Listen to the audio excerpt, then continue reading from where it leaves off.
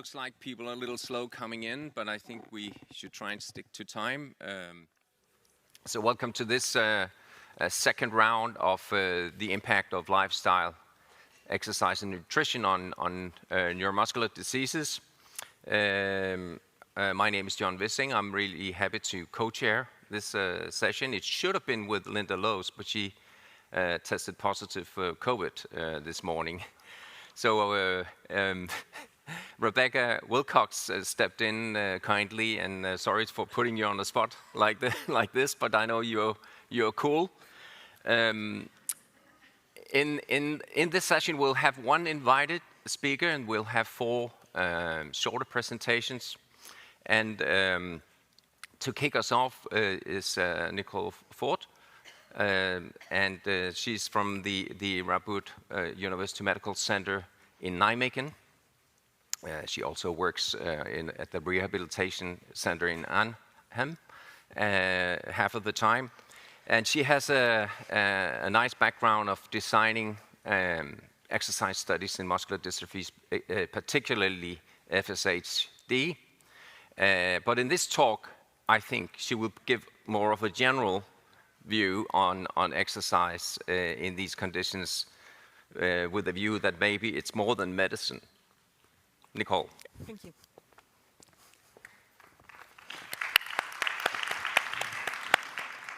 Thank you very much for the introduction. And I want to thank the organization for including this very interesting and important topic, exercise, lifestyle, and nutrition, to the WMS Congress. And I hope that in the future this topic will be included too. First of all, my disclosures, memberships, and grants related to this presentation. So let's start with NMD from a medical perspective. This is just an example of a graph of an NMD patient in the left upper corner, and someone who's trying to create medication, drugs for a patient based on muscle cells, muscle tissue. So if we are taking a look at this picture, we can see that NMD is a unidimensional problem. But if we ask our patients, what is NMD from a patient perspective, and patients are asked, what is your burden of disease? Then patients say, of course, part of the burden of disease is muscle weakness, but there's more. More than 60% of patients experience fatigue. Almost 80% of patients experience pain. Sleep disturbances are common, and with all this, patients are captured in a vicious circle of inactivity. And these all are part of the burden of disease. So from a patient perspective, NMD, these are multidimensional problems. And there was a review regarding the determinants of health based on data from, for example, the World Health Organization. And it appeared that as we are here now, 11% of the determinants of health is medical care. So that's just a little part. 22% is about genetics and biology. And as we heard this morning, 7% is caused by the environment, 24% by social circumstances, and 36% by individual behavior. So this is also the reason that I'm very happy that exercise, lifestyle, nutrition is now part of the WMS. So on the one hand, there are multidimensional problems in patients with NMD. But happily, there are multidimensional solutions. There is exercise and physical activity. There are psychosocial interventions, self-management and education. And maybe the most important part, the opinion of the expert, the patient. So I will show you. In 2007, in the Radboud University Medical Center in Nijmegen, we built a model for experienced fatigue in FSHD. And you can see fatigue in the middle of the model. And it appeared that muscle weakness was only an indirect perpetuating factor, or in other words, doesn't lead directly to fatigue, but by means of physical inactivity. The second most perpetuating factor of fatigue, or in other words, what makes that the fatigue doesn't go away, but that acute fatigue becomes chronic fatigue, was pain, and the third most important factor were sleep disturbances. And this all leads to a lower level of social participation in FSHD patients. And the attentive viewer sees that these are all the components of the burden of disease. So the multidimensional problems leading to a lower level of social participation. Based on this model, we built 2 rehabilitation interventions. On the one hand, aerobic exercise therapy, cycling therapy, and on the other hand, cognitive behavioral therapy. That's a form of psychological therapy given by a psychologist and focused on all these perpetuating factors. The main aim is to change dysfunctional cognitions and thoughts. For example, when a patient thinks, I'm fatigued and I cannot do anything about it, the aim is to change this cognition into, I experience fatigue, but when I become, for example, more active, I can do something about it. Another part is a physical activity program to adhere to a more structured activity program. Education regarding sleep quality. For example, patients get the advice to not sleep during the day in order to have a better sleep quality at night. Adhering to better coping mechanisms, and sometimes the partner was invited to the therapy too. We conducted a randomized controlled trial in 75 patients with NMD, FSHD, with a duration of 16 weeks intervention, 2 intervention groups and a usual care group. And after the intervention, but also after follow-up of 3 and 6 months, we saw a decrease of the level of experienced fatigue. In the aerobic exercise therapy group, the number needed to treat was only 2.3, or in other words, 2.3 patients have to exercise 3 times a week for 16 weeks in order to cure them from chronic fatigue. And the number needed to treat for cognitive behavioral therapy was only 1.3, so a very low number. We also saw a higher level of physical activity in these patients. In the aerobic exercise therapy group, a higher muscle strength of the quadriceps muscle, and after cognitive behavioral therapy, a higher level of social participation and a better sleep quality. There was one patient who was being declared unfit for work and who was able to work again after cognitive behavioral therapy. And on average, there were only 5 sessions needed to get that positive effect. But there was more. We also performed muscle MRI measurements of the upper leg muscles. And that showed a deceleration of fatty infiltration in 12 months in the intervention groups.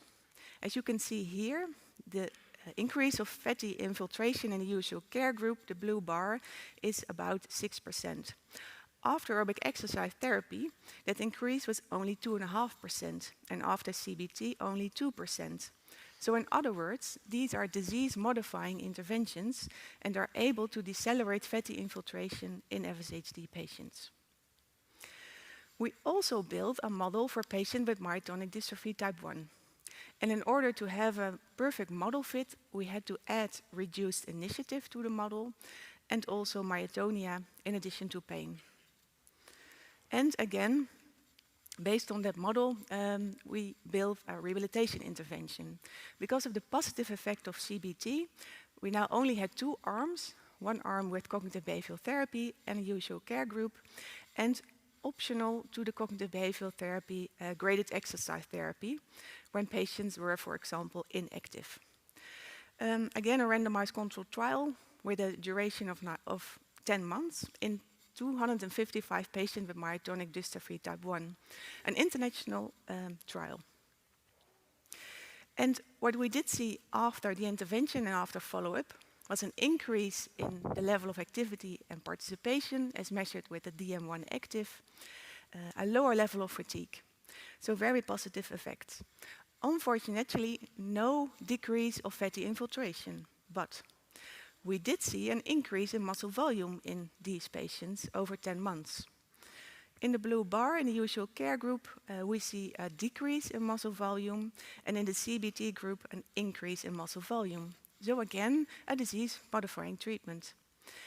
And that's surprisingly because Professor Peter Harper mentioned myotonic dystrophy type 1, the most heterogeneous disease. So we are able, with rehabilitation interventions, to cure multidimensional problems in a multidimensional disease. And maybe you're surprised because there is a lot of reduced initiative in these patients.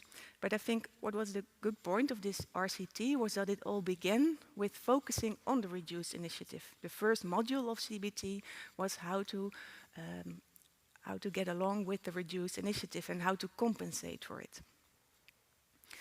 So CBT is a psychological intervention, and that is acceptance and commitment therapy too. Acceptance and commitment therapy is a newer form of cognitive behavioral therapy which aims to increase the level of acceptance of the disabilities, the consequences of a chronic disease like NMD, and also to adhere to what is of value for you. And that is the ACTMUS trial, which was conducted in the Queen's University of Belfast in 150 patients with different types of muscle diseases. Only 9 weeks of acceptance and commitment therapy and the usual care group in this RCT. What the researchers saw was an increase of quality of life in the intervention group, a decrease of anxiety and depression, an increase in acceptance and commitment, a decrease in the level of disability, and an increase in the level of functioning. So a very positive effect of a psychological therapy for NMD. And meanwhile, in the Radboud University Medical Center, we developed a new rehabilitation group program for patients with NMD, the Energetic program. The Energetic program is a group program with a duration of 16 weeks. And in the first 10 weeks, patients exercised for twice a week, and in the last 6 weeks, once a week. But then they exercise in their neighborhoods in order to increase in order to prevent the relapse of these patients. So in this RCT, 53 patients were included with various types of NMD, including chronic fatigue, and a 4 months group program given by occupational therapist, educational fatigue, and physical therapist, a graded exercise program. And as I said before, prevention of relapse because patients starting to exercise at home or at the neighborhood. We saw after the trial positive results on the level of social participation and also a positive result on distance walked in a 6-minute walk test. And that retained after 3 and 11 months of follow-up.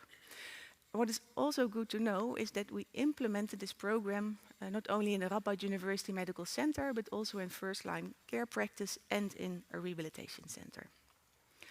So I'll just show you some examples, and we heard this morning some examples of very positive effects of exercise and psychological therapy. So what is lying behind that positive effect of these multidimensional solutions? I think there are also multidimensional underlying mechanisms of effect. Just think back about the different determinants of health and the great influence of behavior. That's a very large part of the determinants of health. But maybe it's also about epigenetics. For example, FSHD is an epigenetic disease. And we know from healthy people that a healthy lifestyle, exercise, nutrition, mental well-being are all epigenetic factors that can influence the production of proteins from our DNA. So maybe these are all epigenetic interventions. End to end, we heard it before this morning, it's also about self-efficacy and self-esteem. Patients can do something about the consequences of their disease, and that increases their self-esteem, so also very important. What you see at the right side of this slide is the front picture of my PhD thesis. It's the DNA of patients with FSHD, including the cycling exercises, and I think that cycling is an epigenetic factor. It is of influence of your DNA. So what we mention it in Nijmegen is reverse engineering. Normally, in research, we start with DNA. Then we go to cell models, then we go to animal models, animal studies, and we hope that we can find a curative medicine. So it's this way. But now we did it the other way around. We started with a module in patients already with a problem in the end. Then we developed rehabilitation interventions with disease-modifying effects. And maybe the next step is to take a look at the DNA and at the epigenetic factors. And with that, we can help in developing effective medicine for our patients. And that's called reverse engineering. But we were not the first one who applied reverse engineering. That was Sherlock Holmes. He already applied back translation, a forensic approach. And Sherlock Holmes said, in solving a problem of this sort, the grand thing is to be able to reason backward. And that's a very useful accomplishment and a very easy one. but people do not practice it much. So I ask you, in your practice, in your science, please also perform the forensic approach reverse engineering, just like Sherlock Holmes. And now, implementation, also very important. Our colleagues in the Amsterdam University Medical Center developed the BFit training guide that helps physical therapists in prescribing exercise for their patients. And you can find it on the internet. And it's a very helpful guide, also with measurements and that help you prescribe the right intensity for your patients. And regarding psychosocial interventions, we set up the Inspire NMD international group, which started at a European Neuromuscular Center workshop with the aim to gain more attention for psychosocial interventions and mental well-being for our patients. And our first initiative is education on acceptance and commitment therapy for healthcare professionals. And if you want to follow our activities, please visit the LinkedIn webpage. In the Netherlands, we are now busy with setting up a neuromuscular care network because that's important too, to share knowledge with each other, and to share information and to implement all these effective interventions. For example, the energetic program is now implemented in different rehabilitation centers all over the country, but also in the neighborhood of patients themselves, at the physical therapist, occupational therapist. That's very important, although Netherlands is a small country, of course. For the Dutch people, it's still a big country. But then we have 600 different types of NMD. So do we have to conduct 600 different types of RCTs? And we have almost 8 billion people in the world. I always say the differences between people are more pronounced than the differences between NMD. So it's very important to have a focus on the person itself. We already heard it this Congress. But again, I'm not the first one. Hippocrates already said, it's more important to know what sort of person has a disease than to know what sort of disease a person has. It's very important for our patients in research as well as healthcare. So therefore, we now perform research on exercise, on performance. For example, we measure EMG with EMG during a maximal cycling exercise test. And we compare the surface electromyography thresholds in the amplitude in patients, NMD patients with healthy people. And it appeared that when we compare the timing of EMG thresholds as a measure of muscle fatigue with ventilatory thresholds during cycling, that the muscle fatigue thresholds appear relatively early in time in patients compared to healthy people. So with that information, we changed our exercise protocols. Normally, we start at 50 to 60% of the heart rate reserve. Now, especially for patients who are more severely affected and are starting to exercise, we start at sometimes 30%, sometimes 20% of the heart rate reserve. And again, surprisingly, some patients were now able to increase the level of intensity of exercise.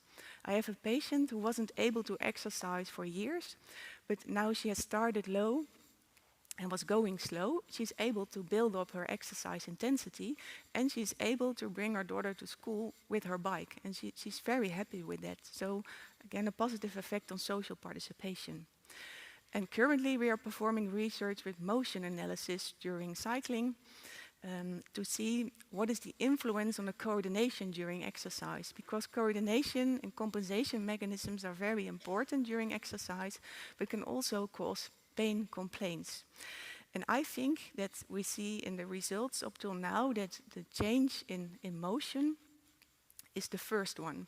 So the body is already compensating for muscle fatigue, and I think that it's a very promiseful outcome in the future to take a look at motion during exercise.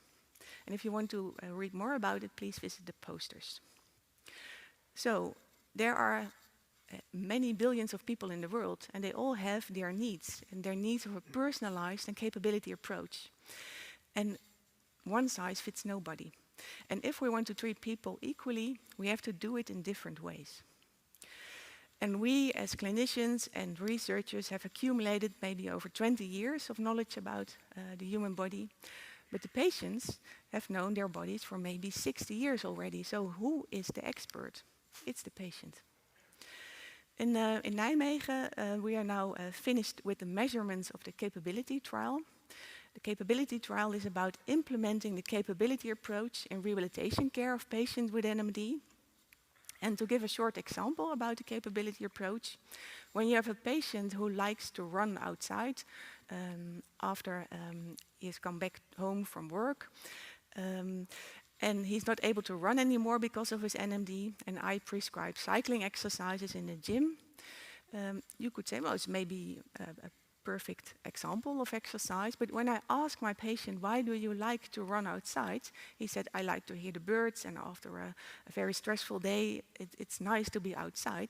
Then it's not good for him to cycle in the gym. Then it's maybe better to cycle outside. Just a simple example of a capability approach to see what is of value for your patients. And you also hear the component of acceptance and commitment therapy in this. We all know that the pathway for drug development is a very long way, and not many drugs or medication trials reach the top to market approval. And maybe it's good to combine one thing to the other thing. Maybe it's good to combine lifestyle interventions with medication, with research on medication and research development. You can see some examples here. And another thing is that our patients have to be fit for trials and have to be fit for medication. So why not combine medication trials, clinical trials with lifestyle interventions? Because maybe with that we are able to reach the top more easily and more quickly. So to combine the multidimensional approach, including the expert patient opinion, with the maybe more unidimensional approach of drug trials. So to end, I have some Sherlock Holmes advices for you. First, visit posters and presentations outside your expertise and affinity, because you have to combine a unidimensional and multidimensional approach. Think about Sherlock Holmes, reason backwards. Sometimes it's better to reason backwards to solve a problem. Take a multidisciplinary approach to clinical care, research and education. Learn from each other, and therefore it's good that we are all here now in Charleston to learn from each other. And very important, learn from your patients, because they are the experts. And maybe with all that, we are able to solve the Rubik's Cube, the multidimensional problems of our patients. And I want to thank all the people in Nijmegen, but all the other people in the world, because it's an international project. I've mentioned people from Amsterdam, the acceptance and commitment therapy, and there are so many people all over the world who are now practicing this approach. And I'm happy that I'm working in the Radboud University Medical Center, because we are with so many different healthcare providers, researchers, patients working together and applying reverse engineering like this way. And we also have a Sherlock Holmes between us. So thank you.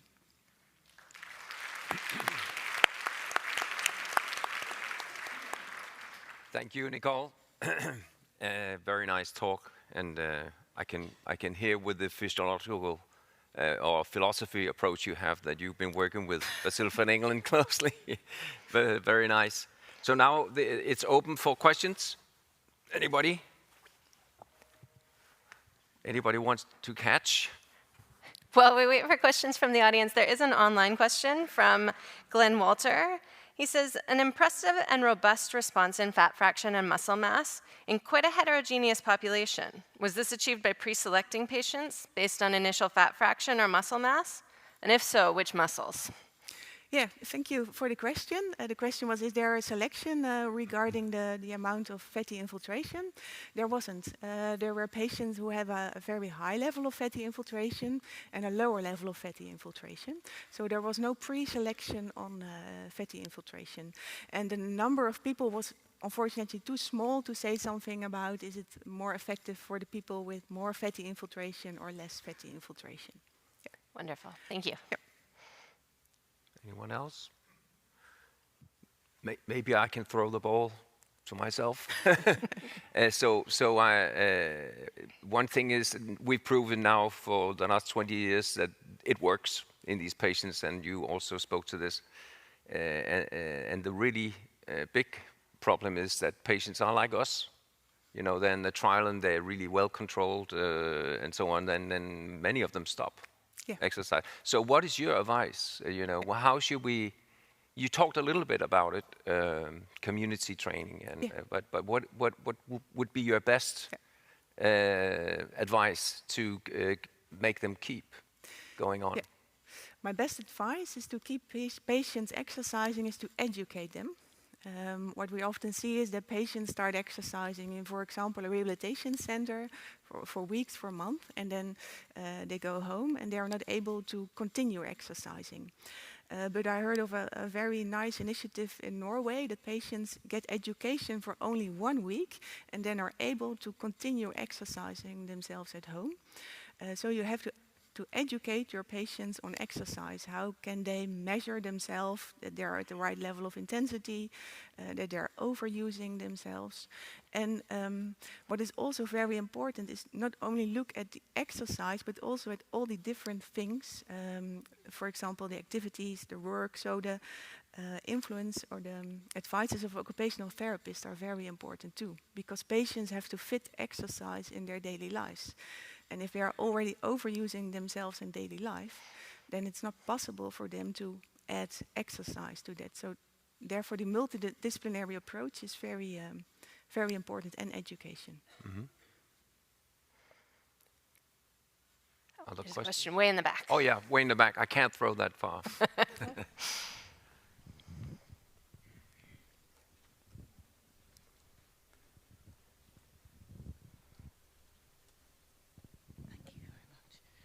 Thank you, Nicole. That was wonderful, and so many messages there that we really are trying to look at as well in London.